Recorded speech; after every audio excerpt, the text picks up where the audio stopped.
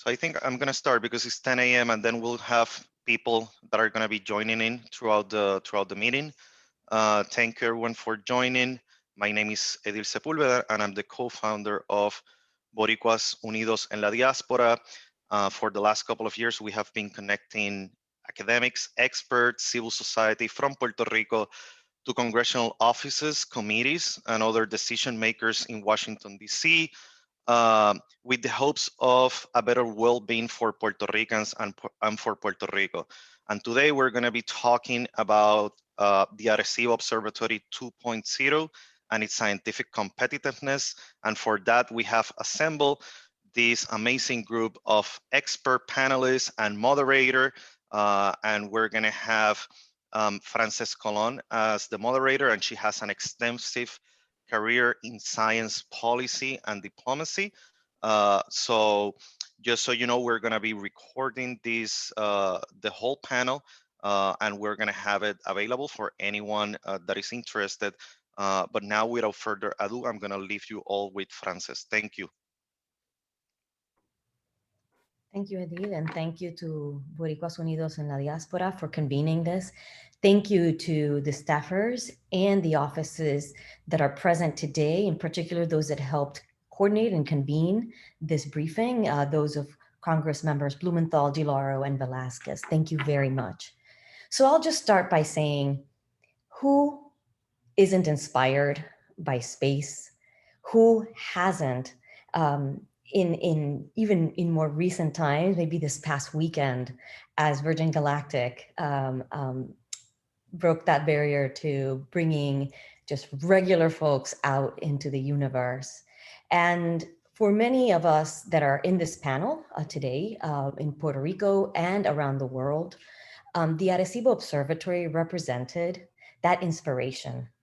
But it was not only inspiration, and we're talking about more than 50 years of inspiration, but also of cutting edge research in radio astronomy, in space and atmospheric and planetary sciences, work that led and was instrumental in a Nobel Prize, in protecting our planet from asteroids and monitoring that in space, and getting the first message to outer space.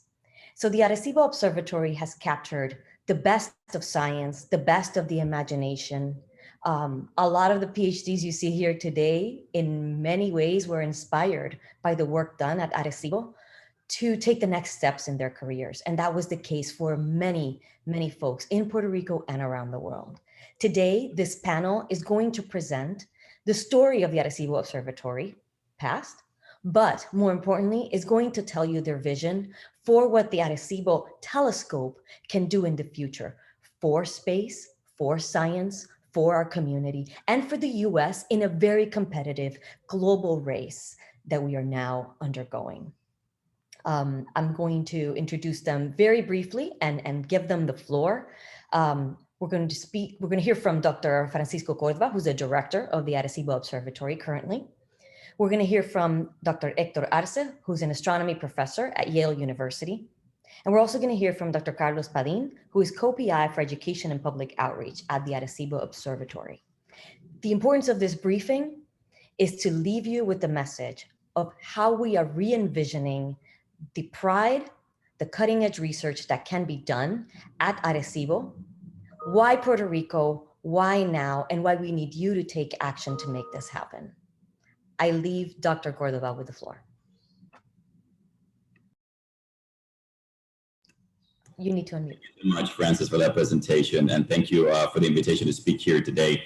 I have a few slides I'm going to share because sometimes it's a little bit easier when we're seeing things in front of us as opposed to just talking about them. But definitely echo what Frances just mentioned, right? The Arecibo Observatory really is an iconic facility.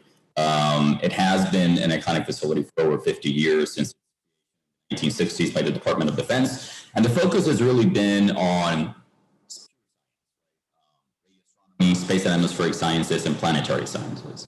And throughout these 50 years, it's kind of become an icon, both a cultural icon for Puerto Rico and an icon of science around the globe, right? Until we hosted the largest fully operational single dish radio telescope in the world. So it's 1,000 feet in diameter, and really also had the most powerful planetary radar in the world and the most powerful atmospheric radar in the world.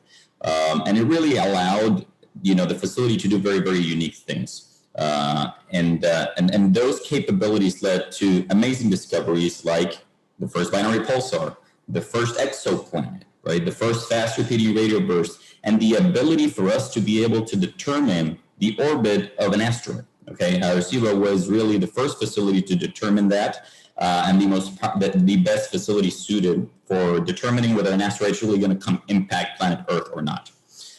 Here on the top right-hand side, you see a picture of the old telescope, right, of the 305-meter telescope that I'm talking about, which unfortunately, in December 1st, 2020, collapsed after months of structural failures and some of the support cables that held the 900-ton platform in place. Okay. It's been a tremendous loss for the scientific community. Why? Because over 150 scientists that use the facility on a yearly basis now are sort of scrambling to find a place to do their research, right? So in terms of planetary defense, and this was kind of our main mission supported by NASA, we would really track and determine the orbits of asteroids and also characterize them. We could tell you, are they mostly metallic? Are they mostly, a different type of material? What is the shape? What is the rotation? What is the speed? And what is the direction? No other facility in the world can do that except for the Goldstone facility in California, which has less than half the power. Okay, and so unfortunately, with the loss of the Arecibo radar, our warning time, if an asteroid were to come hit us, has been reduced from 80 days to just 38 days, which, let's be honest, there's not a lot we can do in 38 days to stop an asteroid from coming. Similarly, our Space and Atmospheric Science program had the longest running data set of atmospheric data in the world, okay, for over 50 years of data, helping us really drive a deeper understanding of climate change. That radar is no longer operational, and our long-term trends is at risk, right, of not continuing moving forward. Similarly, our discovery capability in the U.S. has been significantly impacted. We've lost, with Arecibo, 70% of what we call the open skies time, which is just free time for U.S. scientists to observe, right, and to do their research. Now that has been lost with the collapse of Arecibo, and so a lot of our U.S. scientists are having to go run to China to ask for time on their telescope. And so if we don't really take significant action, pretty soon China is going to be leading the world in astrophysics. And so they have currently the most sensitive radio telescope in the world. Europe has the most powerful atmospheric radar in the world. And the SKA telescope in South Africa, which is funded by the European Union as well, will pretty soon dwarf the United States VLBI capability in astronomy. And so we're, I think, at a critical junction where we have a lot of other countries that are investing heavily in these areas, and will surely take the lead unless we come up with a different plan and a different capability. So with that in mind, we've developed what we call the next generation Arecibo telescope. And this concept is really a very novel concept. It looks sci-fi-ish, but that's literally how it's going to look, because it really is a next generation telescope. There's nothing like this on the planet. It would have the highest sensitivity in the world, the most powerful planetary atmospheric radars in the world by a magnitude of 5 from the previous telescopes. Also have the ability to actually move, which would increase sky coverage by about 250%. Okay, so this incredible instrument will really give us over 7 months of warning time for potentially dangerous asteroids. Okay, so 80 days, we would have 7 months knowing that an asteroid is actually going to come near or going to be impacting planet Earth. Understand climate change and space weather. It'll help us really understand. It'll be the only telescope in the world that can help us detect an atmosphere of an exoplanet. Which means we can say whether it's habitable or not, right? And at that point, we can really aim our future space missions towards some of those particular planets. And it will also help us with dark energy and gravitational wave astronomy. And that's just the scientific part of it, right? We also have the operational part where we can do space debris monitoring. The monitoring of low Earth orbit and geostationary satellites. It's helping space missions select their landing sites as we map the surface of different planets. And of course, the educational aspect. For very many years, the Arecibo Observatory has been a key informal education facility, and Dr. Carlos Padín is going to speak a little bit more about that here in the near future. But we want to continue growing the future generation of scientists here in Puerto Rico and in the U.S. So from our perspective, this is a project that will take about $460 million to build. More than 10 universities and at least 30 private enterprises will have to be involved in some way, shape, or form for the construction of this telescope.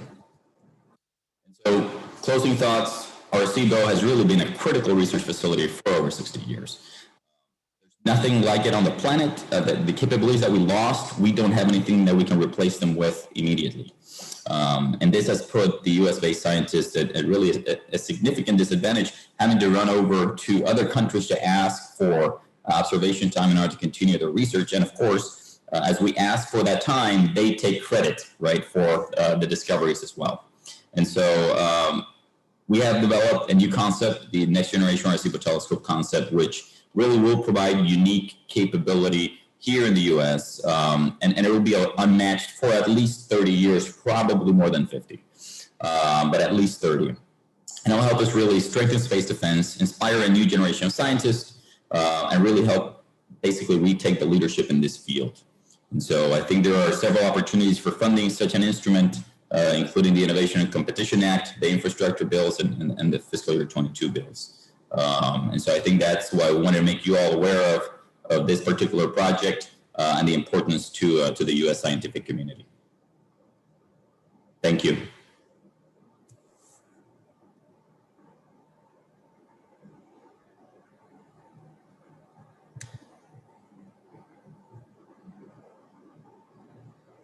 Thank you so much, Dr. Córdova. Now we will turn the mic over to Dr. Héctor Arce. But before that, I just want to remind all of our participants today, we will have a Q&A portion after the brief presentations. So please feel free to submit those in the chat or raise your hand. We are happy to unmute you during that portion to have you ask any questions of the panelists today. Dr. Arce, the floor is yours. Thank you very much for inviting me to do this. I just want to say that I'm here as a representative of two groups. One is the Arecibo Science Advocacy and Partnership, or ASAP, which was established back in 2008. And it's made of hundreds of astronomers, aeronomers, and scientists from around the world, but mainly from the US. And this organization seeks to advance the scientific excellence of the Arecibo Observatory's research, publicize its many scientific accomplishments, and advocate for its continued existence. The members of this group are users and non-users and people interested in the observatory. The other group that I represent is a coalition of more than 30 radio scientists that live or are from Puerto Rico that was formed after the collapse of the telescope in December 2020. And the goals of these two groups are similar and they're clear. We all agree that there is a scientific need, as Francisco mentioned, for a new and more sensitive and powerful Arecibo Observatory. And we would like Congress to facilitate funding for the design and construction of a new facility. As you heard from Francisco and Francis, the Arecibo Observatory has been conducting cutting-edge science in the fields of astronomy, planetary, and atmospheric sciences throughout its 57 years of life. The misconception among some quarters that the Arecibo Observatory was past its prime, conducting stale and unimportant research is far from the truth. Thanks to major upgrades through its life and a series of new instruments, the Arecibo Observatory had been at the forefront of astronomical, planetary, and atmospheric studies. Just 2 to 3 years ago, grants that were awarded by NASA and NSF totaling approximately $20 million for new instruments, as well as new research and education programs for the Arecibo Observatory. And this clearly indicates that this facility had all the potential to continue conducting cutting-edge science for many years to come. So both NSF and NASA had confidence that this was, the Arecibo Observatory was going to conduct science, cutting-edge science for years to come. In addition, the Arecibo telescope was the main facility used by different groups of scientists in the US.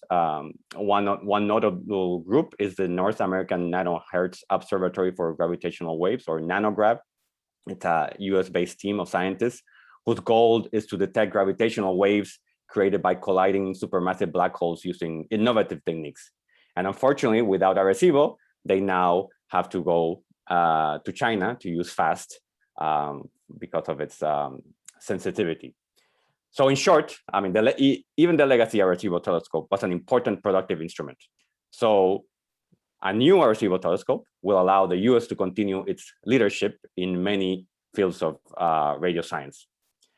Another equally important aspect of the Arecibo Observatory is that throughout its history, it has inspired thousands of students from Puerto Rico and the United States to pursue degrees in a wide range of science and engineering fields. I and many or several of the panelists here are examples of that.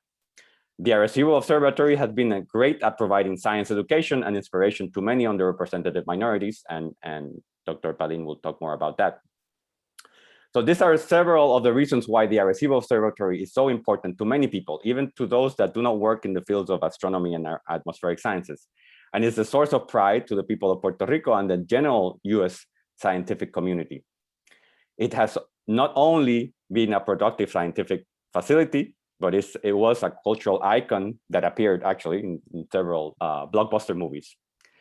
So the importance of this facility is evidenced by the petition to the White House to rebuild the Arecibo Observatory that was created by college students from Puerto Rico in December 2020 after the collapse, and gathered more than 100,000 signatures in less than a month. I don't think the petition was responded by the White House back then, unfortunately. Another evidence is the many articles that have been written about the observatory's scientific and cultural importance since the collapse in a variety of outlets, like and these are not all of these are science magazines. Some of the examples are the New Yorker, Wired, New York Times, National Geographic, and Science, to name a few. So we think that the Endless Frontier Act provides an important an opportunity for Congress to support the Arecibo Observatory. The act already includes support to various areas and activities that were conducted at the observatory before the collapse, and which will be enhanced by the new Arecibo telescopes. These areas include space situational awareness, which are actually called specifically in the act, planetary defense, search for life, and programs to address the STEM force and STEM education, including geographic diversity and rural STEM education. So we thus ask Congress to include language in the Endless Frontier Act that directs funding for the design and construction of a new Arecibo telescope. And I just want to add two more things that the organizations that I represent would like me to include, is that we ask that Puerto Rican scientists, engineers, and educators, as well as other relevant experts, be presented in the planning and decisional process of the new telescope, unlike when it was first built, and that the facility maintains and enhances ties with the local research and educational institutions, thereby helping to foster scientific research activities in Puerto Rico. And also, we also ask that the civilian management of the Arecibo Observatory be preserved, and that the work conducted at the facility continues to be focused on non-military research. Thank you. Thank you, Dr. Arce. Next, I would like to turn the microphone over to Dr. Carlos Padín and remind all of our participants again that we will be taking your questions through the chat or the Q&A function in the Zoom box today. Dr. Padín? Thank you. AO contribution in science is outstanding. And it's also outstanding its contribution to STEM education, science and technology education. As you know, the economic development of any country depends on the quality of science and education. And Arecibo is part of that quality education that we want in the United States. Our goal is to continue continue to be part of that development of the science and technology, the professionals of science and technology, promoting creativity, critical thinking, problem solving, all the skills that we have, that we need in the 21st century. Arecibo have a visitor center, the Science and Visitor Center, that was sponsored by the Angel Ramos Foundation, a local foundation on the island, the biggest one. And that foundation believed that science is extremely important for promoting equality and economic development for the island. Therefore, this visitor center has been playing an important role in that sense. We receive around 75,000 visitors every year. 30% of these are students from our schools, but 70% are tourists that mainly come from the United States. In recent years, we invested more than $2 million in renovations to be sure that the visitor center have the best explanation of the science that is conducted in Arecibo. In a regular year, we have many workshops, seminars, from scientific workshops to workshops that are catered to the general public. We have regular STEM teachers program that are sponsored by NASA, NSF, and the Angel Ramos Foundation. We also have a program directed to high school students that is called START Academy. We have a program that is called Girls Educating Girls, that is for promoting the girls study science and technology. We have courses that are for astronomy for beginners.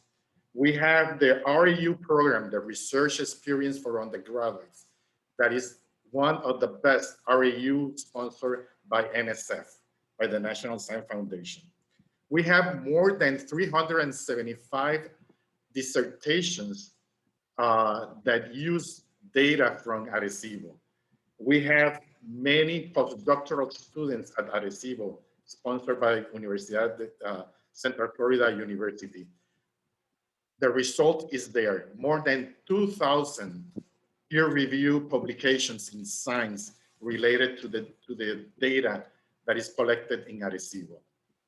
The contribution of science and technology for the economic development of any nation cannot be overemphasized.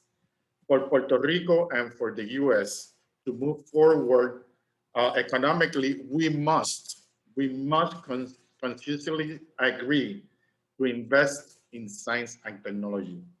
The future really belongs to science and science education, and Arecibo wants to be part of that future of the United States in science and technology. Thank you.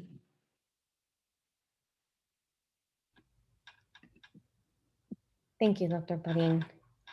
As you can all see and have heard this morning from our speakers, the Arecibo Observatory provided unique capabilities for planetary defense, for cutting edge research, for the inspiration of so many scientists that took their career steps because of what this facility embodied.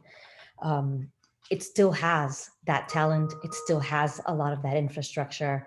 And in the future, it can be that and a lot more in service of the US and in service of our competitiveness around the world. And so what we wanted to do now is open up the floor for questions from participants today for our panelists.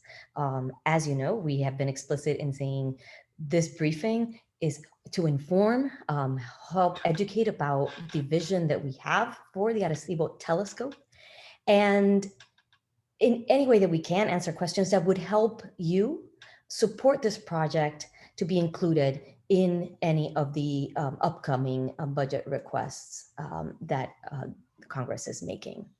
So with that, we're going to turn to the first question in our Q&A.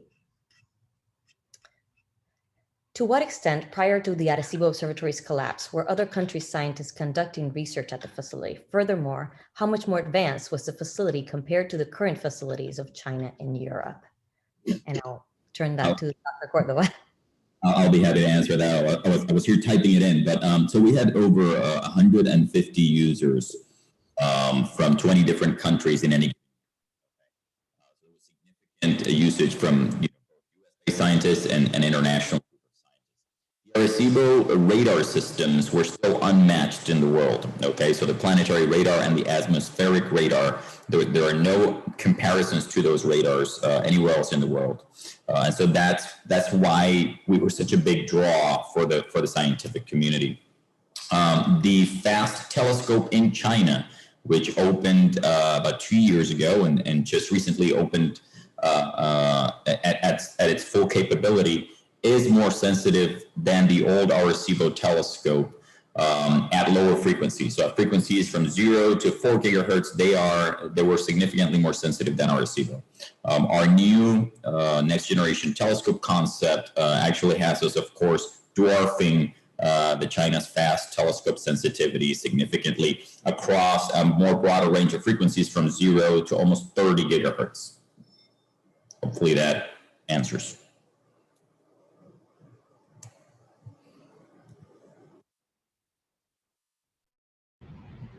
Thank you. If anybody wishes to raise their hand and ask their question live, we can also accommodate that. Francis, another question about the cost figure, and I'll be happy to answer that. I already kind of typed it in on the chat, but just in case we can talk about it.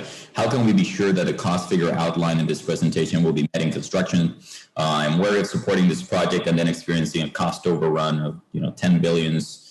Similar to the James Webb telescope. So, the beauty of this particular project is that we are not doing significant technology development, okay? And as you know, typically that technology development accounts for over 50% of the cost of any given scientific research project, okay? And so we are leveraging existing technology that has been either tested or matured at multiple other sites, and that our technology readiness level that will limit costs exposures on our side. We have actually gotten budgetary estimates for the majority of the elements in this particular concept, okay? And so, the cost of the receivers, right? The cost of the cooling units, the cost of the control system, all of that, we actually have budgetary estimates already from vendors, which gives us a decent idea, right? At least at a ROM level of how much we're going to be spending. Certainly, yes, there are risks, right? I mean, we have to mature the project. We have to complete a full design, a full engineering and feasibility study. And we'll certainly be honing in on the number as we perform those studies here, hopefully in the near future. Dr. Córdova, what is the expected time frame, lifetime of the telescope? The lifetime, it'll definitely be more than 30 years, at least 30 years. We know that we could definitely extend it over 50 years as well if needed. A lot of that, again, we'll need to go work out on the design level and the engineering studies, but at a minimum 30 years.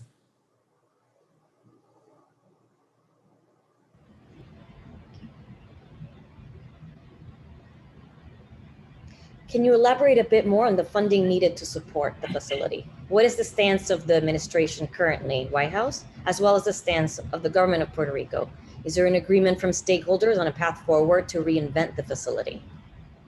So currently there is no firm funding allocated for this from the federal government, right? So the government of Puerto Rico has allocated $8 million to initiate design efforts on this telescope. Okay, so that happened in late 2020, where the governor of Puerto Rico, via an executive order, signed the $8 million to begin that work. Now, the collapse of a facility like this has only happened once before, and it happened with the Green Bank telescope in the late 80s or early 90s. And the only way of really quickly being able to build a new facility without having to jump through 20 years worth of, evaluations on an MREFC project from the National Science Foundation or something like that, would be via a direct allocation of funding by Congress, right? And so that would be the mechanism of assigning funding and pushing and accelerating the timetable for this particular project to move forward. I think agreement from stakeholders on a path forward, I think there are certainly efforts to doing that. Very recently, National Science Foundation held a workshop on options for the future of the facility. It was attended by over 120 different participants from across the world, providing ideas. But at the end of the day, I think the next generation Arecibo telescope concept seems to be really the most supported concept moving forward and most mature concept that can help us really get next generation capability at a reasonable cost. We talk about, 460 to $500 million. When you go look at telescopes in Chile that we've invested recently, they're over $2 billion, right? And so you look at other projects on the National Science Foundation's portfolio for astronomy, like the Next Generation Very Large Array, which is a great project, that is at about $1.6 billion. And so when you go look at the price tag for this type of capability, it's actually not that high compared to other newer telescopes. We have another question. What is the cost of the full engineering feasibility study? I would think the full engineering feasibility studies and maturing the design would be around $50 million.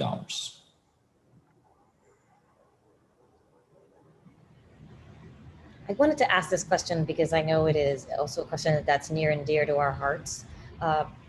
What is the significance of the Arecibo telescope in its revolutionary vision for the future? What is the impact for Puerto Rico itself? I know Dr. Arce and Dr. Padín spoke about the generations that have been inspired, the generations that have gone through and visited, the many scientists around the world that worked on the previous iteration of the telescope. What would this particularly mean? Not only for, we know what it will mean for planetary defense, we know it will be cutting edge research, but what does it also mean for Puerto Rico and its community and the economy? I'll happy to take a shot at that, and maybe I'll let also Carlos and Héctor kind of chime in. The Arecibo Observatory is a place of inspiration, and for those of us that have actually visited, and here in Puerto Rico, if you're a school kid, right, you're actually going to go visit the Arecibo Observatory. It's one of these field trips. Everybody takes it. So at some point in your lifetime, you will be taken to the Arecibo Observatory to experience this great instrument. And it became a cultural pride, right?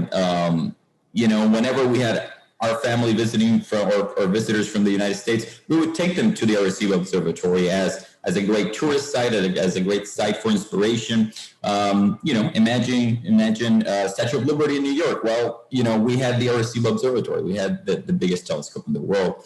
And its loss has really been hurtful, right? Hurtful at a cultural level, at a personal level in Puerto Rico.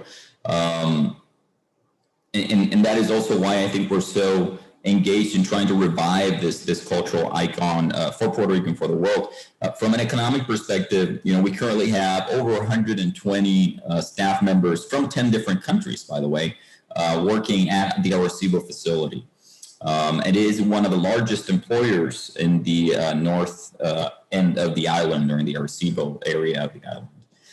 And so the economic significance, or the economic impact, right, is very significant to Puerto Rico locally.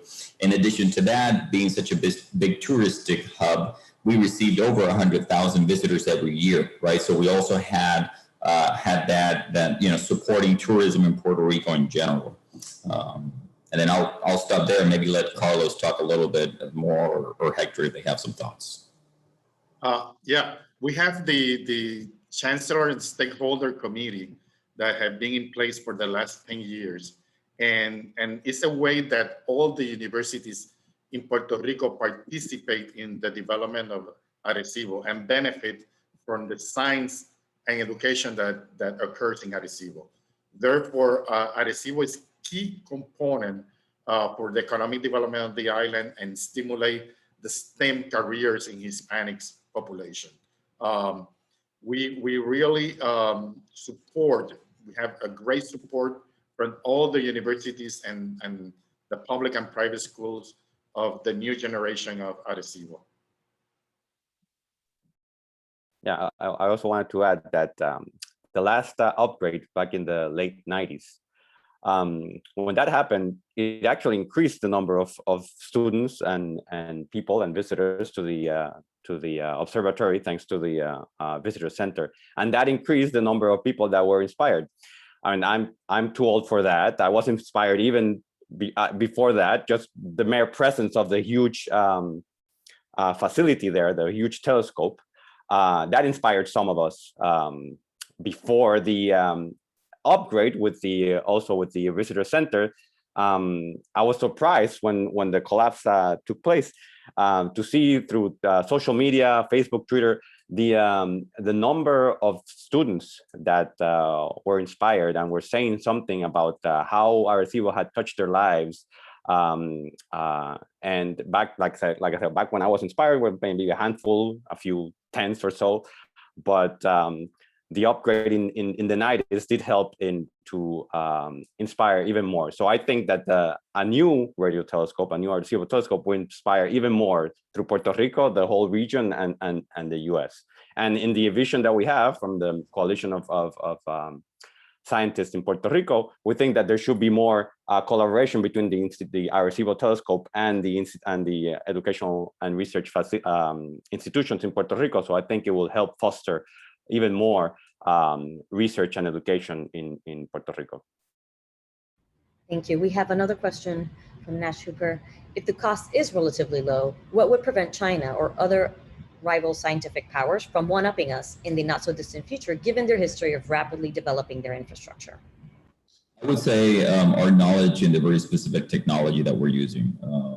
China likes to copy things. Okay, when you go look at their fast telescope, it's almost a carbon copy of Arecibo that they actually were able to take information from back in the 90s. The one thing they have never been able to replicate is the radar capability, right? And so they don't have that expertise. They don't have that knowledge. They don't have the knowledge to really be able to develop that technology quickly.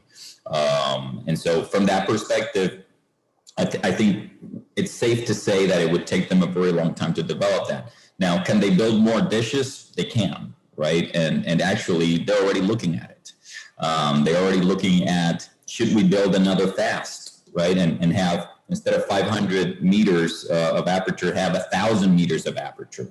And so that is always a risk. That's why as we look into these concepts, we have to think big, right? We can't think or be just limited by cost. We really have to think about the capability and the science goals. And that's really what we've done with this particular concept, really focus on that. Dr. Miguel Roman has a question. We're unmuting your mic so you may ask the panelists directly. Thank you, Dr. Colón. So good afternoon, good morning on the Eastern Shore. I have a question about sort of the community engagement for Arecibo 2.0. And in particular, would like to see if the panelists could comment on sort of the outreach that is going on with the astronomy community. I know that on the National Academy side, the Astro 2020 has yet to be released. It's undergoing peer review. So there seems to be an immediate decision on the part of the key players that we need to start thinking directly about congressional appropriations for Arecibo 2.0. But I was hoping that you could comment on just sort of the broader community buy-in that's required, understanding that there's obviously going to be resistance from groups that are going to have their own agendas and in terms of what is funded. So how do you bring the astronomy community together across all the different bodies that usually have the you know, the final say on advising Congress for large-scale programs like this one? Sure, and I'll start with that because you mentioned the decadal survey. I think it's very important to talk about the decadal survey.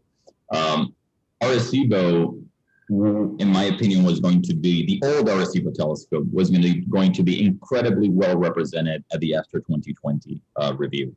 There were over 25 different white papers submitted supporting science cases for the old Arecibo telescope. As soon as the collapse happens on December 1st, we reached back out to the decadal survey committee and told them, hey, we need to revise this, right? You need to give us an opportunity to resubmit future ideas or new ideas for the future of the facility, since this just collapsed. That request was denied, okay? And so there will not be anything about the next generation telescope in the current decadal survey process, because the time for collecting that input and evaluating that input had already passed. And that's why it is so important to have the conversations like the ones we're having today. Because if the expectation is that we are only going to follow what is in the decadal survey, this is not going to be one of those things, right? Because this is an emergency, right? It's something that was unexpected. It's something that nobody planned. And so we have to be able to react in different ways than we would under normal circumstances. And so similarly, for the decadal survey process on planetary sciences, for example, they do not take into account any ground-based facilities, right? And so Arecibo and the next generation Arecibo telescope will be a ground-based facility. We cannot submit to have that project in the planetary sciences decadal survey. We can and we will submit to have it in the space and atmospheric sciences decadal survey next year.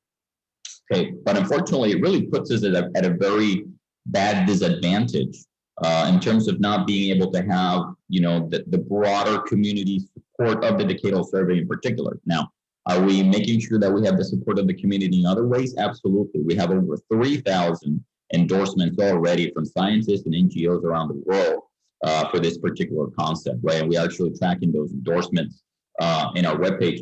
Every single higher education institution in Puerto Rico has officially endorsed the construction of the next generation Arecibo telescope concept as well, including University of Puerto Rico, all campuses, University, Universidad Méndez, Polytechnic University, Inter-American University, again, all higher education institutions have done that. And we continue to engage the broader community in a variety of forums, including, you know, the AAS. We had a very special session only focused on Arecibo science and future Arecibo science with the next generation Arecibo telescope at the AAS. We're going to have a very big representation at the Arce Gas Conference in Rome. Similarly, AGU and AAS again in January. Then there's the aspect of NSF, you know, getting some of that broader community support, right? And so the Arecibo Options Workshop just finished. It was a month-long workshop where over 100 members of the community were engaged, participating, providing ideas, brainstorming about what's in the art of the possible. And I think that also showcases the importance of the facility and the engagement from the broader community on future plans for the site. Thank you, Dr. Germán and Dr. Córdova. I think this question is perfect for Dr. Padín. Dr. Padín, who typically funds the outreach programs? They seem like such valuable programs. This question is from Michael Simons. You need to unmute. Please, can you repeat the question and louder? Yes. Who typically funds outreach programs? They seem like they are very valuable. Yeah, we have different sources. We have Fundación Ángel Ramos, that is a local foundation. We have NSF, that's sponsored by proposals like the REU program, the NASA program, the Puerto Rico Space Grant, Puerto Rico NASA Space Grant, and our institution. Even we have from local institutions, all the universities sponsor different programs. Universidad de Central Florida University also sponsored the postdoctoral students and many of the outreach programs that we have on Arecibo. And I'll add to that there real quick that part of the beauty, I think, of the Science and Visitor Center is that it is self-funded.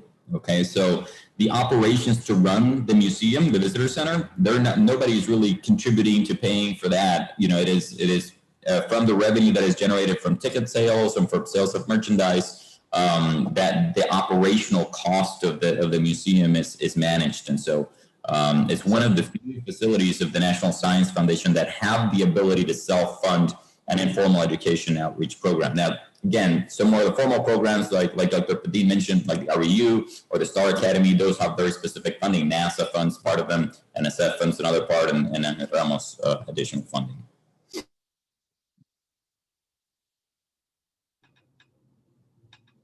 Thank you. We don't seem to have more open questions in our chat, but I do want to ask the asteroid question. Given, because this certainly captures my imagination and probably that of many of the people that watched all the movies, Armageddon, and all of those movies in the past decades. What is the risk for the planet in not having the Arecibo Observatory's eyes on the universe with its capability to track the orbit of potentially risky asteroids? We just don't know if one's actually going to come and hit us. I mean, it's as simple as that. We have multiple optical telescopes around the world, and they can actually see asteroids, okay? But they cannot tell you where they're going. And so it's nice to map them and say, oh, I found a new asteroid. Is it actually going to come hit us? We don't know until a facility like Arecibo can use radar ranging to really determine the orbit and predict that orbit. And we can actually do that over, predict it 100 years into the future. And so I think it's a much more dire situation than what we'd like to think. Sometimes we think, oh, probabilities of an asteroid coming and hit us are not that bad. Well, we're finding a lot of asteroids, more by the day. We used to map over 110 every year. And with the new NEOCAM mission that NASA is going to be launching, they are planning on identifying over 1,000 a year, which means that who is going to determine those orbits? We don't know right now. There's no facility to do that. Héctor. Yeah, I just wanted to add that planetary defense is, specifically called for in the Endless Frontier Act, and the NEOCAM mission that Francisco just mentioned. And so, if Arecibo can do it, why not, include it in the funding? And also, in that line of thought, I wanted to mention also this, that when the Senate Energy and Natural Resources Committee was discussing the Endless Frontier Act back this past spring, members of that committee thought it was more prudent to allocate a significant amount of the funding from this bill to the national labs that are managed by the Department of Energy, and not just the NSF, which was, I believe, was the original plan to send most of the money to the NSF, if not all. So the senators thought that this was a good idea because many of the 10 technological areas specifically prioritized by the act, like quantum computing, artificial intelligence, high performance computing, etc., were already supported by these labs. And so the senators thought, well, the DOE labs can do a good job because they're doing it already. Let's expand and give funding to these labs, not just the NSF, to replicate what's already been doing. It's being done at the DOE. So a similar case can be made for the Arecibo Observatory. There are several areas explicitly called out in the Endless Frontier Act that I mentioned before, and planetary defense is one of them. And the new telescope will do a very good job at it. And hence it will make sense to include language in the bills to allocate funding for the design and construction of a new Arecibo telescope. That's what I thought. Thank you. I think we're reaching the end of our hour here. So I want to go ahead and ask the three of you for some final thoughts on the Arecibo telescope, the vision for the future, and I want you to make your ask once more of the participants that are listening today, and for those that will listen to this in the future, the recording of this session. And I'm going to go around the table here. We'll start with Dr. Padín, then Dr. Arce, and we'll finish with Dr. Córdova. Well, thank you. Thank you for the opportunity. The investment in science infrastructure is critical for science education, and it's critical for the economic sustainable development of the island. We need that type of support. So we have an economy that is based in science, and it will make us extremely competitive. And we want to be part of that, that new way of doing economic development for United States. Science education is critical, and we want to be part of that. Yeah, I want to echo what Dr. Padín just said. The future that I see, I mean, for the Arecibo telescope is, a new facility that brings in people from around the world, but also brings in more participation from the local scientists, so that it enhances and promotes the research that's conducted in Puerto Rico and thus foster economic development. A new telescope that will be more sensitive and better than the previous one, that can do continue doing cutting edge science. And we have to take the opportunity of the atmosphere right now in DC, in the White House, where they see investment in scientific infrastructure, in science, as an important one.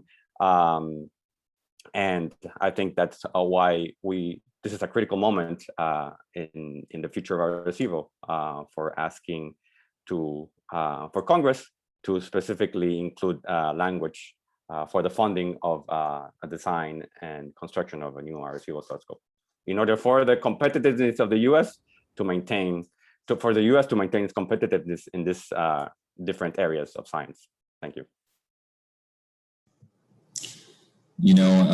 Innovations in science and technology have helped propel the human race to unthinkable areas, right? Where we are now, where we have the internet, where we're reaching the depths of space, where we're sending tourists into space. And that has been done very specifically through methodological, right, investment in science and research infrastructure.